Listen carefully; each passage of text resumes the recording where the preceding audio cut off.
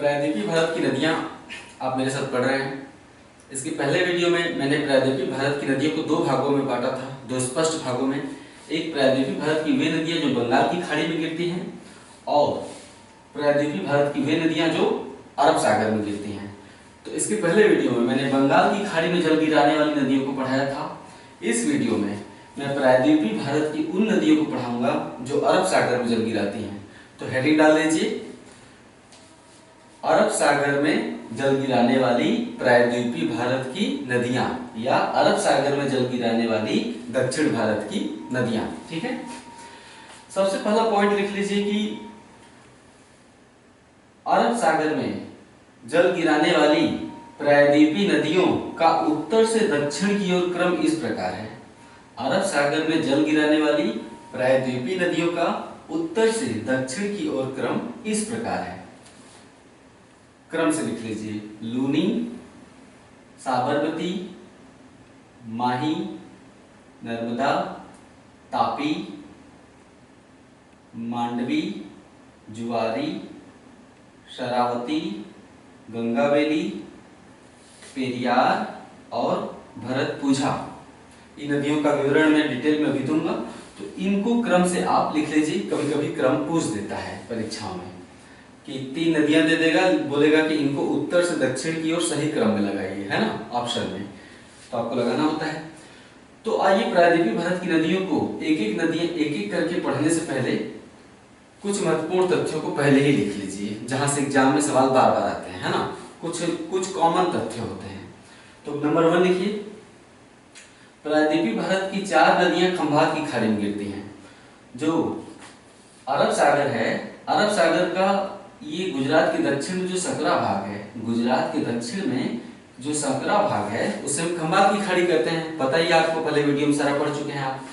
तो प्रायद्वीपीय भारत की 4 नदियां खंभात की खाड़ी में गिरती हैं।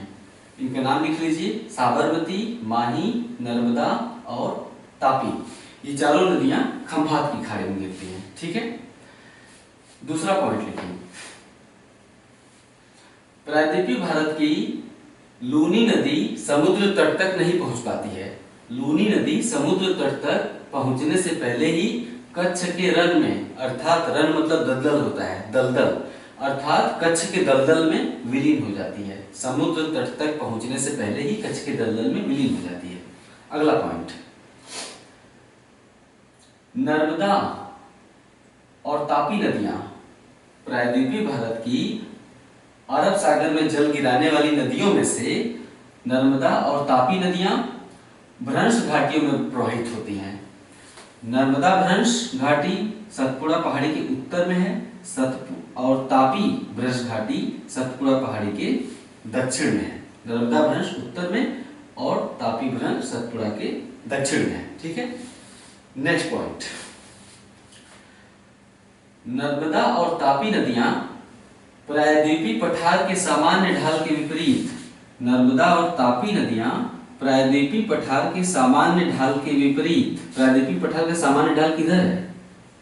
पूर्व की तरफ है। तो वही आप लिखिए इसको कि नर्मदा और तापी नदियां प्रायद्वीपीय पठार के सामान्य ढाल के विपरीत अपनी भ्रंश घाटियों में पश्चिम दिशा में प्रवाहित होती हैं और खंभात की खाड़ी में जल गिराती हैं, क्योंकि नर्मदा और तापी भ्रंश घाटियों का ढाल पश्चिम की तरफ है। इन भ्रंश घाटियों का ढाल पश्चिम की तरफ है, जबकि प्रायद्वीपीय पठार का ढाल पूरब की तरफ है। यही कारण है कि स्वर्ण रेखा, बैतरणी, ब्राह्मणी, महानदी, गोदावरी, कृष्णा, पेन्नार, कावेरी, वैगाई, ताम्रपर्णी इत्यादि नदियां बंगाल की खाड़ी में जल गिराती हैं, जबकि ये दोनों नदियां प्रायद्वीपीय पठार के मध्य से निकल रही हैं लेकिन गिर रही हैं पश्चिम की ओर। क्यों? क्योंकि ये अपने भ्रंश घाटियों में प्रवाहित हो रही हैं और भ्रंश घाटी का ढाल पश्चिम की तरफ है। ठीक है, समझ गए? नेक्स्ट पॉइंट, पश्चिमी घाट से बहुत सी छोटी छोटी नदियां निकलकर, पश्चिमी घाट से बहुत सी नदियां निकलकर अरब सागर में गिरती हैं। पश्चिमी घाट से निकलकर अरब सागर में गिरने वाली नदियां बहुत ही छोटी हैं और पश्चिमी घाट का पश्चिमी ढाल चूंकि कगार नुमा खड़ा है पश्चिमी घाट का पश्चिमी ढाल चूंकि कगारनुमा खड़ा है, इसलिए पश्चिमी घाट से निकलने वाली नदियां जो अरब सागर में गिरती हैं बहुत ही तीव्र ढलानों से बहती हैं। तीव्र ढलानों से बहने के कारण ये नदियां बहुत ही प्रपाती हैं, अर्थात झरनों या प्रपातों का निर्माण करती हैं, जल प्रपातों का। ओके, यानी पश्चिमी घाट से निकलकर जो नदियां अरब सागर में गिरती हैं वो कगार के सहारे बहती हैं, बहुत तीव्र ढाल के सहारे। इसके चलते ये प्रपाती हैं, अर्थात बहुत सारे यहाँ झरनों का निर्माण होता है, प्रपातों जल प्रपातों का निर्माण हो जाता है प्राकृतिक रूप से। ठीक है, तो माही नदी कर्क रेखा को, नेक्स्ट पॉइंट लिखना है आपको कि माही नदी कर्क रेखा को 2 बार काटती है और खंभात की खाड़ी में गिरती है। ये हो गए कुछ कॉमन फैक्ट्स जो आपने अभी लिखे।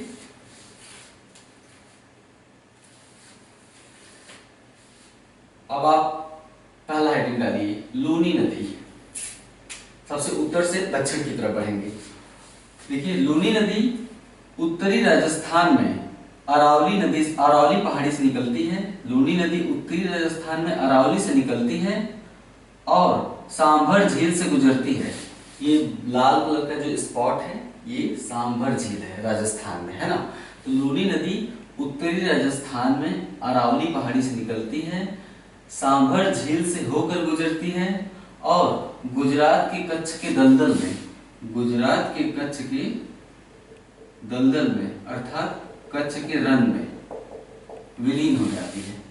गुजरात के कच्छ के रन में अर्थात दलदली क्षेत्र में विलीन हो जाती है। नेक्स्ट पॉइंट, लूनी नदी को समुद्र तट नहीं मिलता, अर्थात समुद्र तट तक पहुंचने से पहले ही ये कच्छ के रन में विलीन हो जाती है। क्वेश्चन पूछेगा कौन सी नदी समुद्र तट तक नहीं पहुंचती? लूनी नदी। ठीक है, गुजरात का ये वाला इलाका कहलाता है सौराष्ट्र। ओके, ये वाला इलाका जहां गिर पहाड़ी है, और ये वाला इलाका कहलाता है कच्छ। कच्छ वाला क्षेत्र है, कभी कभी सूखा रहता है, कभी कभी दलदल हो जाता है। जब समुद्र में ज्वार उठता है ना, ज्वार 24 घंटे में 2 बार उठता है समुद्र में ज्वार, तो ज्वार के समय यहाँ पे जल आ जाता है। तो जब ज्वार हटता है तो यहाँ से जल चला जाता है, जिसके चलते कच्छ का पूरा इलाका दलदली है। दलदली होने के चलते यहाँ पर रहने लायक परिस्थितियां नहीं होती हैं। तो कच्छ जो लूनी नदी है कच्छ के रन में ही विलीन हो जाती है, समुद्र तक नहीं पहुंच पाती। नेक्स्ट पॉइंट, अगला हेडिंग डालिए, साबरमती नदी। देखिए, ये गुजरात के 2 शहर हैं, एक है राजधानी गांधीनगर और दूसरा है गुजरात का सबसे बड़ा शहर अहमदाबाद।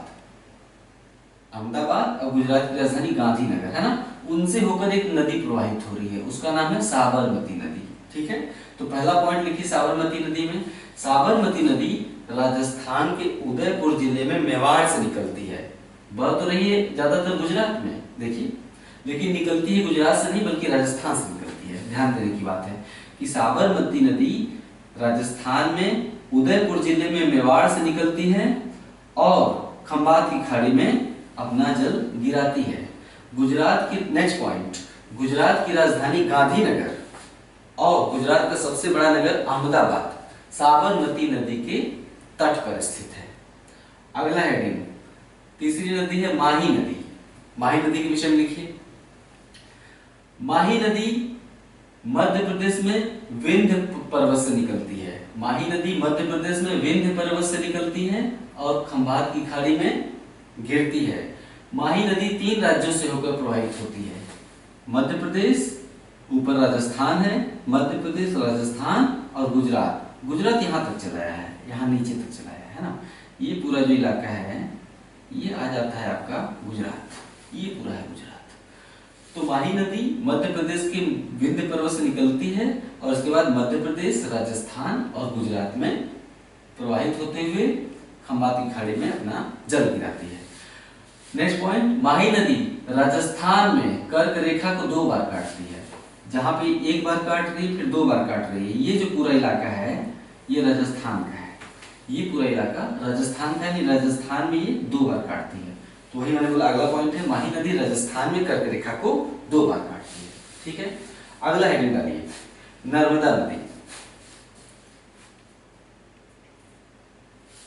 नर्मदा के विषय में सबसे पहला फैक्ट लिखने लायक जो है, अरब सागर में जल गिराने वाली प्रायद्वीपीय भारत की नदियों में सबसे लंबी नदी है। नर्मदा नदी अरब सागर में जल गिराने वाली प्रायद्वीपीय भारत की नदियों में सबसे लंबी नदी है। नेक्स्ट पॉइंट, नर्मदा नदी गोदावरी, नर्मदा नदी गोदावरी और कृष्णा, ये गोदावरी और ये कृष्णा, नर्मदा नदी गोदावरी और कृष्णा नदियों के बाद पूरे प्रायद्वीपीय भारत की तीसरी सबसे लंबी नदी है। नर्मदा नदी गोदावरी और कृष्णा नदियों के बाद पूरे प्रायद्वीपीय भारत की तीसरी सबसे लंबी नदी है। पहला फैक्ट क्या था कि अरब सागर में जल गिराने वाली नदियों में प्रायद्वीपीय भारत की सबसे लंबी नदी, लेकिन कृष्णा, गोदावरी और कृष्णा के बाद प्रायद्वीपीय भारत की तीसरी सबसे लंबी नदी। स्पष्ट हो गया? ठीक है। इसके बाद आप लिखिए नर्मदा नदी मैकाल, ये देखिए यहां तक है राजपीपला, ये सतपुड़ा पहाड़ी है ना, यहां तक है महादेव, राजपीपला, महादेव और मैकाल। सतपुड़ा पर्वत में 3 पहाड़ियां हैं, राजपीपला, महादेव, मैकाल। तो नर्मदा के विषय में तीसरा फैक्ट आप लिखेंगे, नर्मदा नदी मैकाल पर पहाड़ी पर स्थित अमरकंटक चोटी, नर्मदा नदी मैकाल पहाड़ी पर स्थित अमरकंटक चोटी से निकलकर पश्चिम में अपनी भ्रंश घाटी में प्रवाहित होती है और भड़ौच के पास, भरूच या भड़ौच, और भड़ौच के पास खंबात की खाड़ी में अपना मुहाना बनाती है। नेक्स्ट पॉइंट, मध्य प्रदेश का प्रमुख शहर जबलपुर और गुजरात का भड़ौच, ठीक, नर्मदा नदी के तट पर स्थित हैं। जबलपुर और भड़ौच नर्मदा नदी के तट पर स्थित हैं। नेक्स्ट पॉइंट, नर्मदा नदी 3 राज्यों से होकर प्रवाहित होती है, मध्य प्रदेश, महाराष्ट्र, गुजरात। महाराष्ट्र जो है यहां तक चलाता है, ठीक है,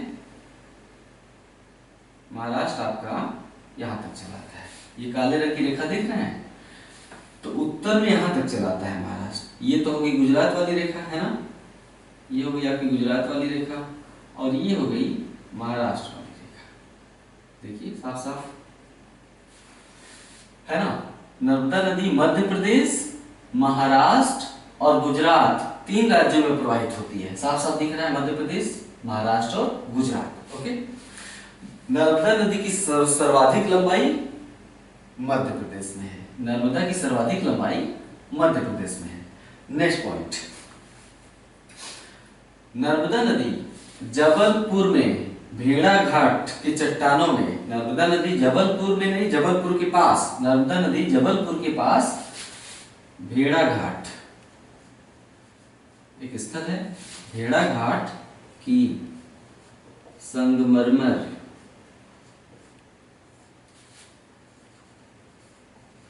की चट्टानों में,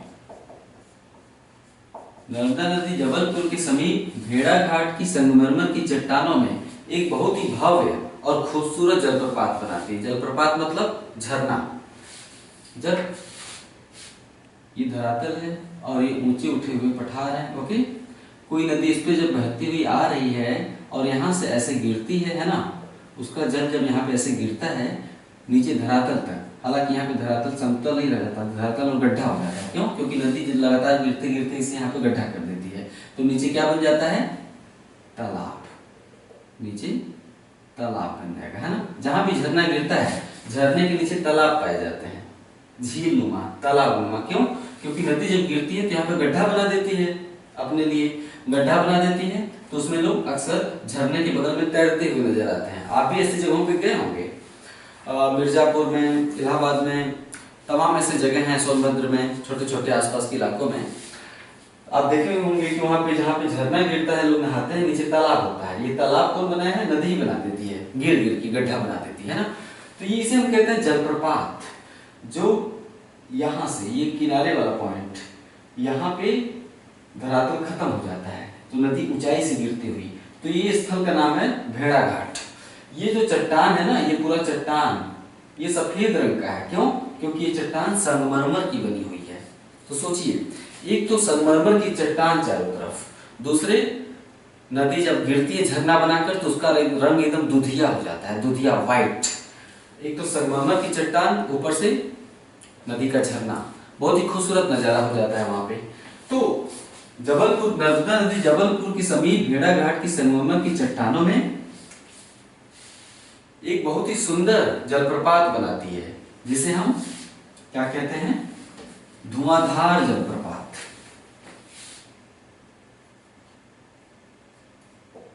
धुआंधार जलप्रपात या कपिल धारा या कपिल धारा जलप्रपात इसे कहते हैं। ठीक है, ये स्थल कौन सा है, भेड़ाघाट। ये भेड़ाघाट की संगमरमर की चट्टान है ना, कल्पना करिए। ठीक है,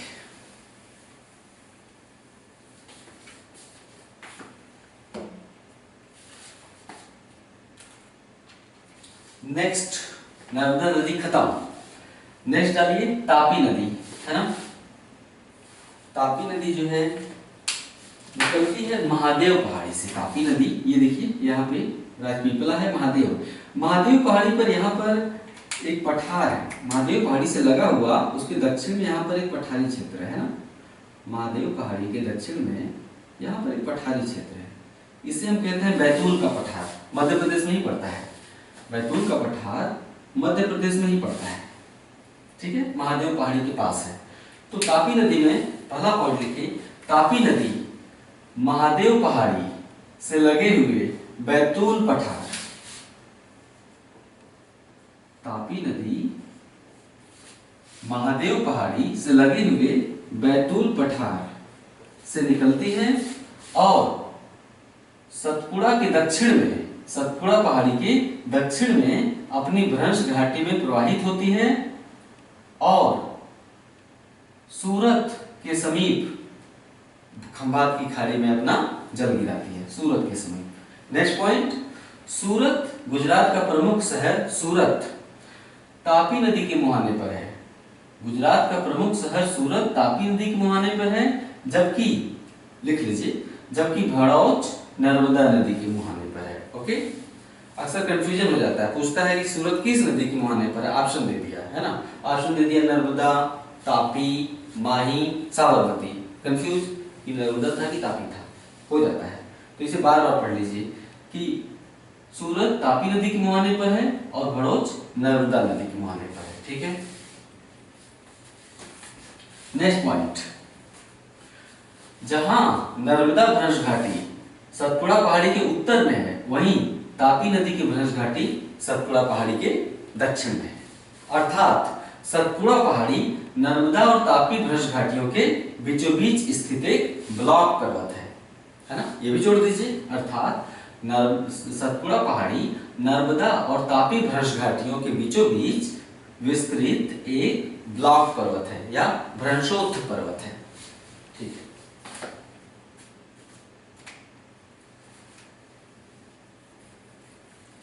नेक्स्ट पॉइंट, अरब सागर में मुहाना बनाने वाली या अरब सागर में जल गिराने वाली प्रायद्वीपीय भारत की नदियों में तापी दूसरी सबसे लंबी नदी है। ऐसे लिख सकते हैं या ऐसे भी लिख सकते हैं कि अरब सागर में जल गिराने वाली प्रायद्वीपीय भारत की नदियों में नर्मदा नदी के बाद तापी दूसरी सबसे लंबी नदी है ना। ठीक है, नेक्स्ट पॉइंट, नर्मदा नदी की भांति तापी नदी भी 3 राज्यों से बहती है। नर्मदा की भांति, तुलना करते हुए, चलिए तुलना करते हुए लिखेंगे, अच्छा रहेगा, याद हो जाता है। नर्मदा की भांति तापी नदी भी 3 राज्यों से प्रवाहित होती है। उन्हीं 3 राज्यों से, मध्य प्रदेश, महाराष्ट्र, गुजरात, है ना। देखिए, मध्य प्रदेश, महाराष्ट्र, गुजरात, 3 राज्यों से प्रवाहित होती है। ठीक है, गुजरात में उकाई, गुजरात में 2 जल विद्युत परियोजनाएं बहुत ही फेमस हैं, उकाई और काकरापार। हालांकि काकरापार में परमाणु रिएक्टर भी है, लेकिन काकरापार में जल विद्युत का उत्पादन भी होता है। जल विद्युत का उत्पादन कैसे किया जाता है, एक चैप्टर आएगा भूगोल में, ऊर्जा परिदृश्य, उसमें हम बताएंगे कि भारत में ऊर्जा उत्पादन कैसे होता है, उसका स्रोत क्या है, उत्पादन कैसे किया जाता है, उसका मैकेनिज्म क्या है, कितने तरह का होता है, ताप विद्युत कैसे उत्पादित किया जाता है, जल विद्युत कैसे, जल संयंत्र स्थापित कैसे किए जाते हैं, वो सब कुछ हम बताएंगे। फिर आप यहाँ पे इतना जानिए कि गुजरात में उकाई और काकरापार जल विद्युत परियोजनाएं, जल विद्युत परियोजनाएं तापी नदी पर ही स्थित हैं। गुजरात में उकाई और काकरापार जल विद्युत परियोजनाएं तापी नदी पर ही स्थित हैं। अगला हेडिंग डालिए,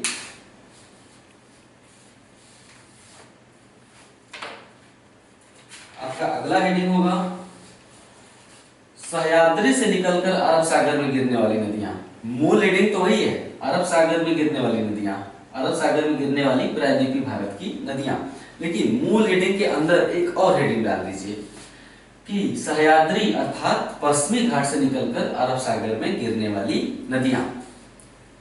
ठीक, इसमें सबसे पहले आप ये लिख लीजिए कि सह्याद्री अर्थात पश्चिमी घाट से निकलकर अरब सागर में गिरने वाली नदियां बहुत ही छोटी छोटी हैं। दूसरे, ये बहुत ही तीव्र गति से प्रवाहित होती हैं, इनका वेग बहुत ही तीव्र है, अर्थात पश्चिमी घाट से निकलकर अरब सागर में गिरने वाली नदियां बहुत ही छोटी हैं और साथ ही बहुत ही तीव्रगामी हैं, छोटी हैं और तीव्रगामी हैं। ठीक है, क्यों? उसी में आगे जोड़िए, क्योंकि पश्चिमी घाट का पश्चिमी ढाल, क्योंकि पश्चिमी घाट का पश्चिमी ढाल कगारनुमा है। देखिए, जो प्रायद्वीपीय भारत का पूर्वी ढाल कगारनुमा नहीं है, ये धीरे धीरे इसका ढाल नीचे आता है, लेकिन पश्चिमी घाट का जो पश्चिमी ढाल है वो बिल्कुल कगारनुमा है, जिस कारण, लिखते जाइए, जिस कारण पश्चिमी घाट से पश्चिमी तट की तरफ निकलने वाली नदियां बहुत ही तीव्र ढाल से होकर प्रवाहित होती हैं। यही कारण है कि पश्चिमी घाट से निकलकर अरब सागर में गिरने वाली नदियां बहुत ही तीव्रगामी हैं। क्यों? क्योंकि खड़े ढाल पर प्रवाहित होती हैं, खड़े ढाल पर बिल्कुल प्रवाहित होती हैं। ठीक है, ठीक है।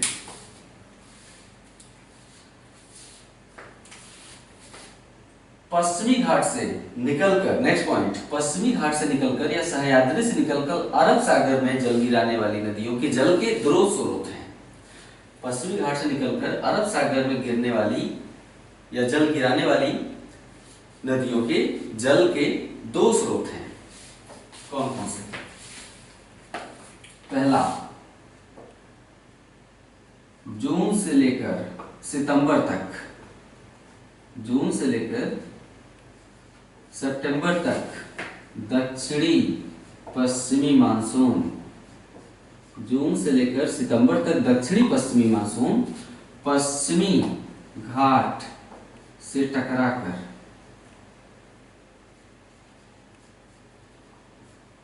खूब वर्षा करता है, खूब वर्षा करता है। जून से लेकर सितंबर तक दक्षिणी पश्चिमी मानसून, यानी वो मानसून जो इधर से आता है ना, अरब सागर से होकर। दक्षिणी पश्चिमी मानसून जून से लेकर सितंबर तक पश्चिमी घाट से टकराकर खूब वर्षा करता है। तो पश्चिमी घाट से टकराकर जब खूब वर्षा हो रही है तो स्वाभाविक सी बात है कि यहाँ से निकलकर पश्चिम की ओर जो बहने वाली नदियां हैं उनमें जल की कमी होने का तो कोई सवाल ही नहीं उठता है ना। दूसरा कारण मैंने बताया कि पश्चिमी घाट से निकलकर अरब सागर में जल गिराने वाली नदियों के जल के दो स्रोत हैं। पहला स्रोत, जून से सितंबर तक दक्षिणी पश्चिमी मानसून पश्चिमी घाट से टकराकर खूब वर्षा करता है। दूसरा स्रोत क्या है भाई? बरसात तो मुख्य रूप से इन क्षेत्रों में 3 ही महीने होती है, 4 महीने, जून, जुलाई, अगस्त, सितंबर। बाकी का महीना शुष्क होता है, ड्राई मंथ्स। तो जो सूखे महीने हैं उनमें इन नदियों को जल कैसे मिलता है? तो देखिए, ये प्रायद्वीपीय भारत का पठार है। आप जब पठारी क्षेत्रों में कभी घूमने जाएंगे, पठारी क्षेत्र मिर्जापुर से स्टार्ट हो जाता है। इलाहाबाद के दक्षिण में यहाँ पर मिर्जापुर है, मिर्जापुर से पठारी क्षेत्र स्टार्ट हो जाता है, कन्याकुमारी तक जाता है। तो आप मिर्जापुर में भी जाएंगे कभी घूमने तो आप देखेंगे कि पठारी क्षेत्र में चट्टानों के बीचों बीच गहरी गहरी दरारें पाई जाती हैं, है ना। पठारी क्षेत्रों में चट्टानों के बीचों में खूब गहरी गहरी मोटी मोटी दरारें पाई जाती हैं। जब बरसात होता है तो पठारी क्षेत्रों में उन दरारों में जल भर जाता है।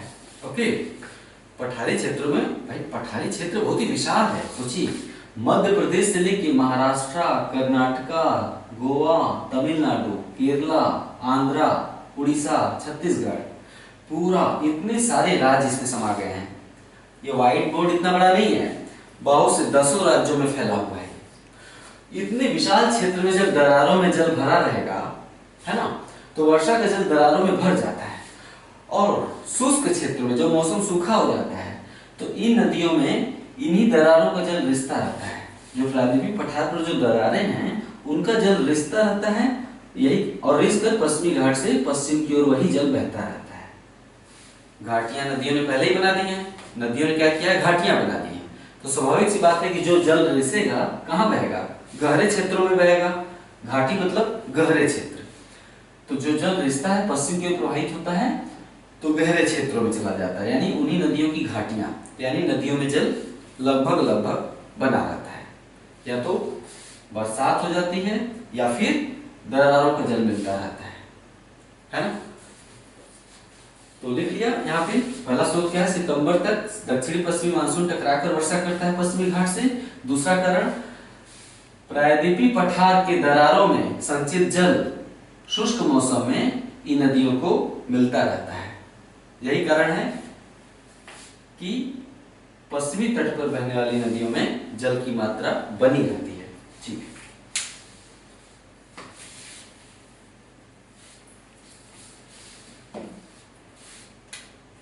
अब आप लिखिए, सह्याद्री से निकलकर अरब सागर में जल गिराने वाली नदियां इस प्रकार हैं। पहला, गुजरात में, इनका नाम जान लीजिए। गुजरात में है शतरंजी और मादर, शतरंजी नदी और मादर नदी।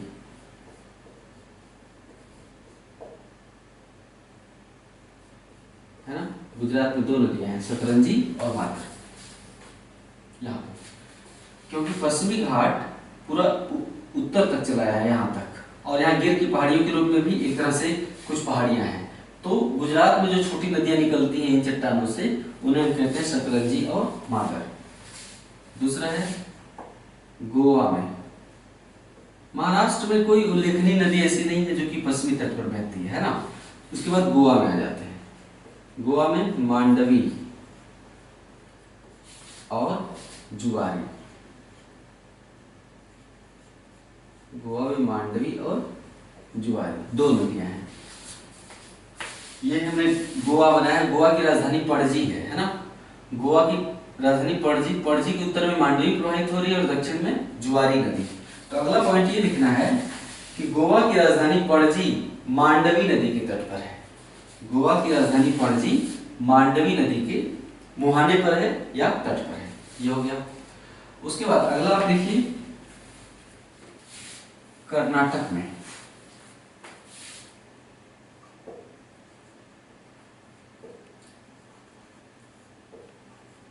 कर्नाटक में शरावती, कर्नाटक में शरावती नदी और गंगावती नदी।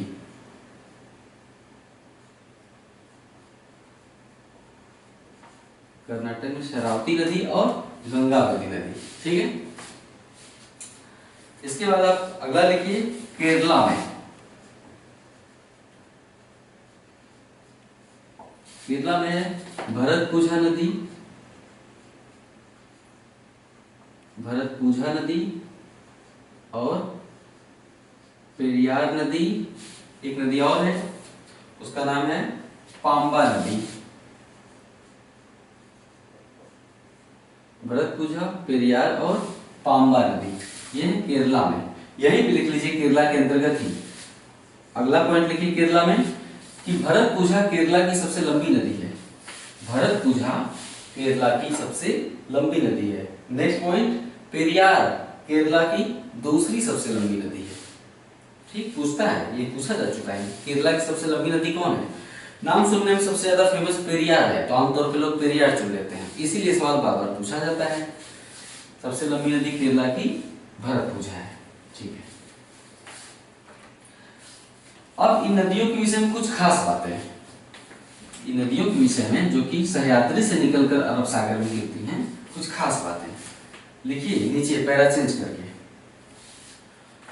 चूंकि सह्याद्री से निकलकर अरब सागर में गिरने वाली नदियां कगार के सहारे प्रवाहित होती हैं, कगार के तीव्र ढाल के सहारे प्रवाहित होती है ना, पश्चिमी घाट के कगार के सहारे तीव्र ढाल पर प्रवाहित होती हैं, जिस कारण पश्चिमी तट पर बहने वाली नदियां बहुत ही प्रपाती हैं। फिर से रिपीट कर रहा हूं, चूंकि सह्याद्री से निकलकर अरब सागर में गिरने वाली नदियां पश्चिमी घाट के कगार के सहारे प्रवाहित होती हैं, अर्थात तीव्र ढाल से होकर प्रवाहित होती हैं, जिस कारण पश्चिमी तट पर बहने वाली नदियां अत्यधिक प्रपाती हैं, अर्थात ये नदियां जलप्रपातों का निर्माण करती हैं, अर्थात झरनों का निर्माण करती हैं। उदाहरण के लिए कर्नाटक में शरावती नदी पर, यहाँ पर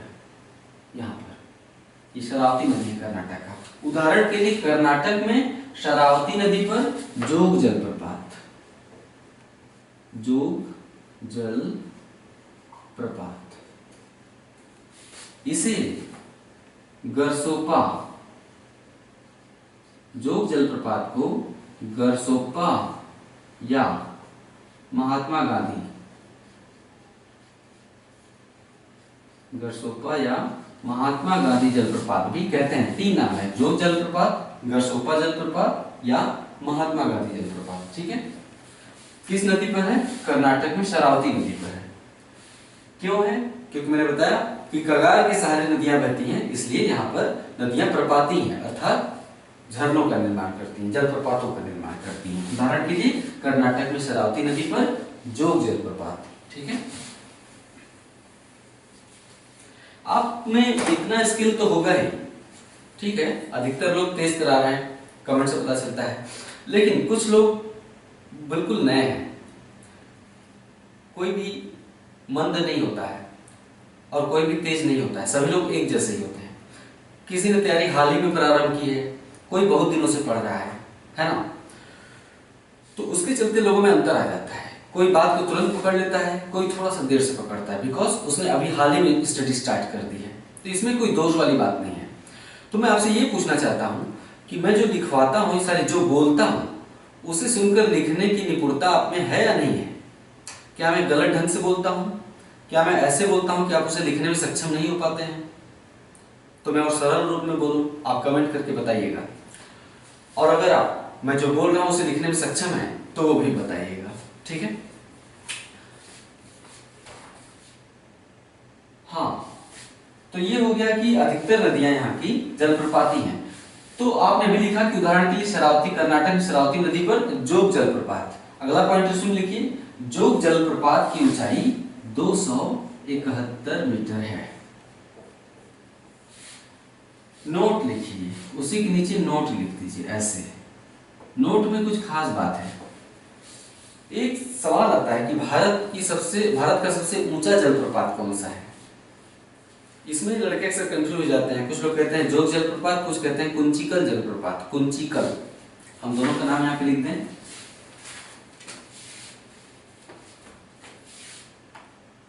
जोग और दूसरा है कुंचिकल। हम जलप्रपात टॉपिक अलग से पढ़ाएंगे, घबराने वाली बात नहीं है। जलप्रपात का एक अलग अध्याय होगा। यहाँ तो शरावती नदी पर है इसलिए मैंने बता दिया। ठीक है, तो ये दोनों ही ऊंचे हैं। अंतर कैसे है? दोनों अलग अलग मायनों में ऊंचे हैं। देखिए मैंने बताया ना कि ये है चट्टानी क्षेत्र, है ना, यहाँ पर अचानक ढाल आ गया और ये है धरातल नीचे का, यहाँ पे झरना गिरता है, नदी बहती हुई आती है और यहाँ पे जल गिराती है ना, नदी बहती हुई आती है और यहाँ पे अपना जल गिरा देती है ना, इसमें जल भरा जाता है। ठीक है, ये तालाब बन जाता है नीचे। तो ये जो नदी ऊपर से नीचे तक गिर रही है, इसकी ऊंचाई कहां से कहां तक है? यहां से लेकर यहां तक, है ना। इसकी ऊंचाई कहां से कहां तक? यहां से लेकर यहां तक। ये है प्रपात की ऊंचाई। देखिए यहां से लेकर यहां तक, ये प्रपात की ऊंचाई है, प्रपात की, है ना। ये भूभाग की ऊंचाई नहीं बता रहा हूं, समझिए। जैसे प्रायद्वीपीय भारत का पठार है, हिमालय क्या है, प्रायद्वीपीय भारत के पठार से भी ऊंचा है। हिमालय प्रायद्वीपीय भारत के पठार से भी ऊंचा है। हिमालय की औसत ऊंचाई 6000 मीटर है, जबकि प्रायद्वीपीय भारत के पठार की ऊंचाई 800 मीटर है औसत ऊंचाई। तो ये पहले तो आश्चर्य वाली बात है कि सर्वाधिक ऊंचा जलप्रपात प्रायद्वीपीय भारत के पठार पर कैसे हो सकता है। ये तो हिमालय पर होना चाहिए क्योंकि हिमालय ज्यादा ऊंचा है। दो बातें हैं, एक तो हो गया जलप्रपात की ऊंचाई, है ना, और दूसरा हो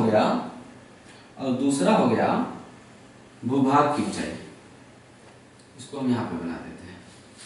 एक हो गया जलप्रपात की ऊंचाई और दूसरा हो गया भूभाग की ऊंचाई। तो इसको ऐसे लिखेंगे कि एक मिनट, भारत का सबसे ऊंचा सीधा गिरने वाला झरना, भारत का सबसे ऊंचा सीधा गिरने वाला झरना, यानी इसकी जो धार यहां से शुरू होती है और यहां पे खत्म होती है, भारत का सबसे ऊंचा सीधा गिरने वाला झरना जोग है। भारत का सबसे ऊंचा सीधा गिरने वाला झरना जोग जलप्रपात है, ठीक है। लेकिन भारत का सबसे ऊंचाई पर स्थित प्रपात, लेकिन भारत का सबसे ऊंचाई पर स्थित जलप्रपात कुंचिकल है। ये सीधा नहीं गिरता है।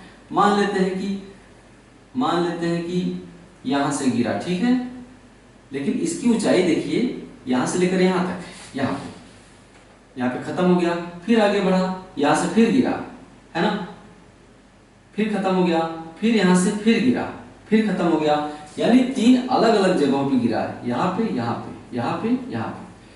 ये देखिए कुंचिकल सबसे ऊंचाई पर स्थित जलप्रपात है। शब्दों के अर्थ को समझिए।